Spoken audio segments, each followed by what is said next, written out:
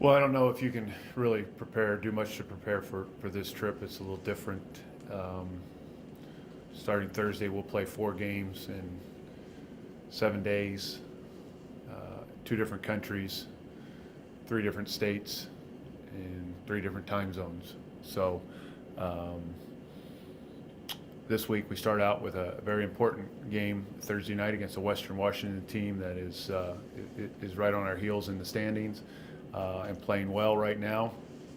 They've made some changes in their lineup and I think they've got a little confidence, and so that's going to be a big one for us in order to keep our spot there in second place. And we'll stay there in the Northwest and play Simon Fraser Saturday. We'll travel on Super Bowl Sunday over to Billings and practice Monday and play Tuesday, and then we travel back early on Wednesday morning and play Alaska Fairbanks here that Thursday. So it's going to be quite a busy schedule, and we're a little shorthanded. Deontay Mitchell will not be traveling at least the beginning part of the trip. Don't know if it'd be possible for him to join us next week or not, so we're a little shorthanded. That being said, I thought Damian Fulp did a great job of stepping up the other day and filling his shoes, and I know Drew Peterson will be ready to step up also. And these are important games for us. We lost to a very good Seattle Pacific team on Saturday, and really lost an opportunity on Thursday night playing at home against a team that is playing well but is below us in the standings, and one that if you're going to win championships, it's hard not to get those games. So that being said, we're still in a tie for second place. We still got a chance to win the championship or at least earn a bye in the first round of the GNAC tournament, but we've got to get back to playing better.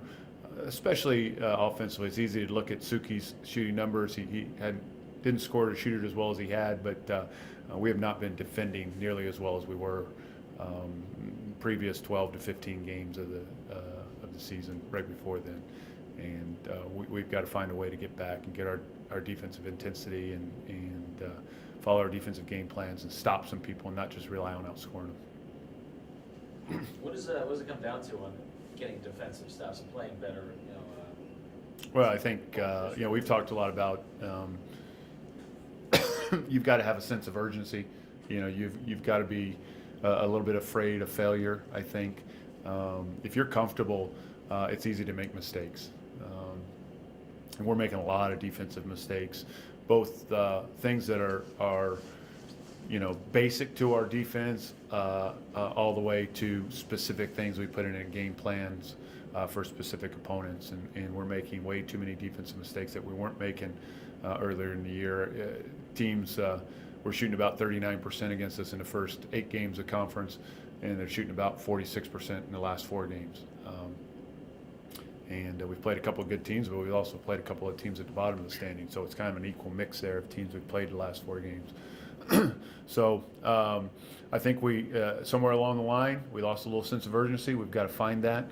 We've talked about how the seniors' careers are coming to an end, and that finality is something that I think crashes into you pretty hard at the end, and hoping that they'll sense that and pick their game up, but also that their teammates will sense that and want to give them a chance to play as long as they can and put off that final game for as long as possible. But in order to do that, you have to have a sense of urgency. You can't just go into the next game with a blasé attitude that it's just another game in the season. Teams are gunning for us. It's the second time around. We've played everybody. They know tendencies. They made adjustments, and we have to have that sense of urgency, that sense of we're going to do what we can to eliminate as many mistakes as possible. And then if we don't make shots or they outscore us, that can happen. We understand they're preparing also, and their coaches are telling them the same thing also. But you don't want it to be because you didn't follow your game plan or you made your mistakes. You want it to be because they beat you and you didn't lose it. And I really think that at least last week we lost 2 games as opposed to being beaten 2 games. Western Oregon, I'm not sure, but I'm pretty sure we lost 2 games last week. We weren't beat. So we've got to get back to making people beat us and not losing it. Spencer, what's your take on what needs to improve? I think keys? Anything specific that you can pinpoint? Obviously, I'm in agreement with Coach, is our defense.